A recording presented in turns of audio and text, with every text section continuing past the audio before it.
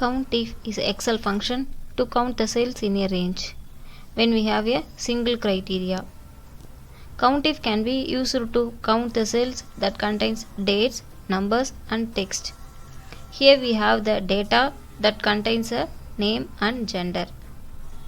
Let's count the number of cells that having the total number of M and F equal to count if open parenthesis this range will be M and F comma criteria is M, then close the bracket, enter. We have the number of M will be 8. Now F, and the number of F is 6.